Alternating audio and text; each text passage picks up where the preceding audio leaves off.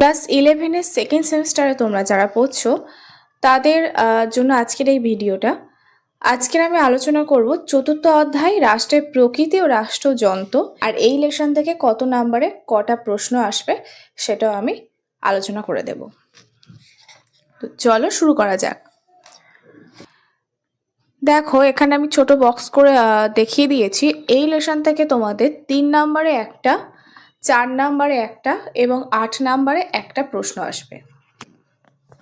আচ্ছা, এখানে আমি 3, 4 এবং 8 নাম্বার সব রকম মিশিয়েই দিয়েছি, আলাদা করে আর ডিভিশন করি না। কিছু প্রশ্ন আছে যেগুলো তোমাদের 4-এও দিতে পারে, 8-এও দিতে পারে, 4 + 4 এইভাবেও দিতে পারে 8 নাম্বার।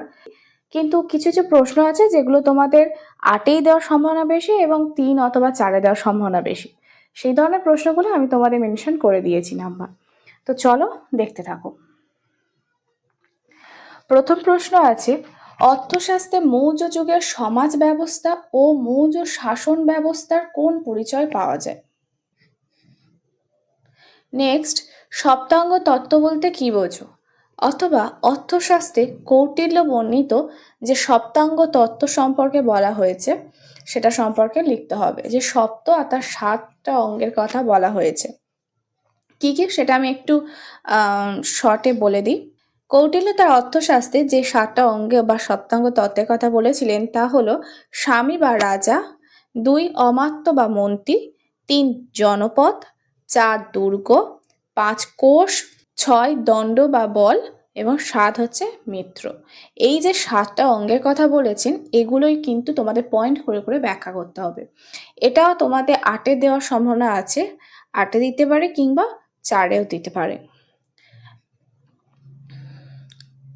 এখানে একটা কথা বলে রাখি, তোমরা সবসময় নাম্বার দেখে পয়েন্ট বাড়াবে কমাবে, ঠিক আছে? এবং অবশ্যই কিন্তু সময় বুঝে লিখবে।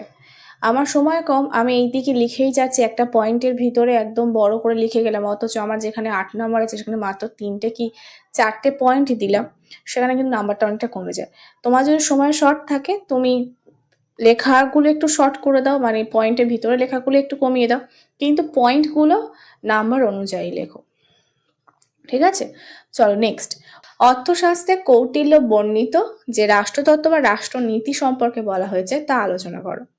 অথবা কৌটিল্য অর্থশাস্ত্রের বিষয়বস্তু সম্পর্কে লেখো। তিনি তার গ্রন্থে রাষ্ট্রনীতি সম্পর্কে যা যা বলেছেন, যেমন রাজার কর্তব্য, রাজার কি কি গুণাবলী থাকা উচিত, রাজার কাজ কি হবে। এবারে দেখো নেক্সট আছে টিউডার বিপ্লব। টিউডার বিপ্লব বলতে কি বল, এটা 3 বা 4-এ আসবে, এটা 8-এ দেওয়ার সম্ভাবনা নেই। নেক্সট, কৌটিল্যকে কেন ভারতে ম্যাকিয়াভেলি বলা হয়? ম্যাকিয়াভেলি সাথে কেন কৌটিল্যকে তুলনা করা হয় সেটা তোমাদের বলতে হবে। নেক্সট, ইকতা প্রথা কি? ইকতা প্রথার বৈশিষ্ট্য লেখো। নেক্সট, ইকতা প্রথা বিবর্তন সম্পর্কে আলোচনা করো। আচ্ছা, ইকতা প্রথার বৈশিষ্ট্য এবং ইকতা প্রথার বিবর্তন এটা কিন্তু তোমাদের 4 + 4-এ দিতে পারে। নেক্সট দেখো, ইকতা ব্যবস্থার ত্রুটি সমূহ লেখো। এই 3টে প্রশ্ন কিন্তু তোমাদের যে কোনো দুটো হয়তো 4 + 4-এ দিয়ে দিল, কিংবা ইকতা প্রথার বিবর্তন এটা তোমাদের 8-এ দিল, কিংবা শুধুমাত্র 4-এ দিল, ঠিক আছে? এগুলো 4 বা 8-এ দেওয়ারই চান্স আছে। নেক্সট, নব্য রাজতন্ত্রের উপর টিকা লেখো। ইংল্যান্ডের নতুন রাজতন্ত্র প্রতিষ্ঠায় সপ্তম হেনরির অবদান লেখো। অথবা বলতে পারে কেন সপ্তম হেনরির প্রতিষ্ঠিত রাজতন্ত্রকে নতুন রাজতন্ত্র বলা হয়। এখানেও তোমাদের 4-এ দিতে পারে। নেক্সট, চীনের ম্যান্ডারিন ব্যবস্থার পরিচয় দাও। এর কার্যাবলী ও গুরুত্ব লেখো। দেখো যেগুলো একদম শর্টে বলা যায় আমি বলে দেওয়ার চেষ্টা করছি, নয়তো সবগুলো যদি আমি আলোচনা করতে চাই অনেকটা বড় হয়ে যাবে ভিডিও। নেক্সট, স্ট্যাট আপ কাদের বলা হতো? এদের কার্যাবলী লেখো। দেখো এগুলো সব জয়েন্ট প্রশ্ন আছে, এগুলো হচ্ছে তোমাদের 4 + 4-এ দিতে পারে। নেক্সট, মোগল যুগে কে কেন মনসবদারি প্রথা চালু করেন? মনসবদারি প্রথার বৈশিষ্ট্য লেখো অথবা মনসবদারি ব্যবস্থা সম্পর্কে লেখো।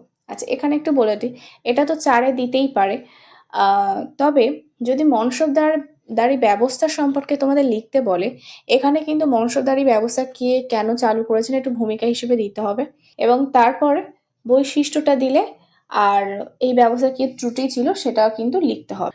নেক্সট, সক্রেটিসের রাষ্ট্রদর্শ সম্পর্কে লেখো। নেক্সট, দিল্লির সুলতানি রাষ্ট্রের প্রকৃতির লেখো। আধুনিক রাষ্ট্রচিন্তাবিদ হিসেবে নিকোলো ম্যাকিয়াভেলির ভূমিকা লেখো। এটাও তোমাদের 4 কিংবা 8 দিতে পারে। নেক্সট, জিয়াউদ্দিন বর্নির ফতোয়া ই জাহানদারি গ্রন্থে বর্ণিত রাজতন্ত্র রাষ্ট্রনীতির সম্পর্কে আলোচনা করো। এটাই তোমাদের লাস্ট প্রশ্ন। তোমরা এই প্রশ্নগুলো ভালোভাবে রেডি করো। আর আরেকটা কথা বলে রাখি, এখানে কিন্তু 16টা প্রশ্ন থেকে তোমরা ঘাবড়ে যেও না। এগুলো কিন্তু 3, 4, 8 মিলিয়ে মিশিয়ে, এবং এখানে কিন্তু কোনো সাজেশন প্রশ্ন আমি দিইনি। এই রেশন থেকে প্রচুর প্রশ্ন হয়, তার মধ্যে থেকে কিছু বেছে আমি প্রশ্ন তোমাদের দিয়ে দিলাম, তোমরা এই প্রশ্নগুলো রেডি করতে পারো। আর এই প্রশ্নের পিডিএফটা আমি টেলিগ্রাম গ্রুপে দিয়ে দেব। টেলিগ্রাম গ্রুপের লিঙ্ক আমি ডেসক্রিপশনে দিয়ে দিচ্ছি, তোমরা চাইলে জয়েন হয়ে যেতে পারো। এর পরে লেসনগুলোর প্রশ্নগুলো নিয়ে আমি আলোচনা করবো, এবং সাজেশন তোমরা যদি চাও তো আমি টোটাল সিলেবাসের ওপর একটা সাজেশন বানিয়ে দেব। আপাতত তোমরা এই প্রশ্ন কটা রেডি করতে পারো, এবং অবশ্যই তোমাদের যদি এটা উপকারে লাগে তাহলে চ্যানেলটি সাবস্ক্রাইব করতে পারো।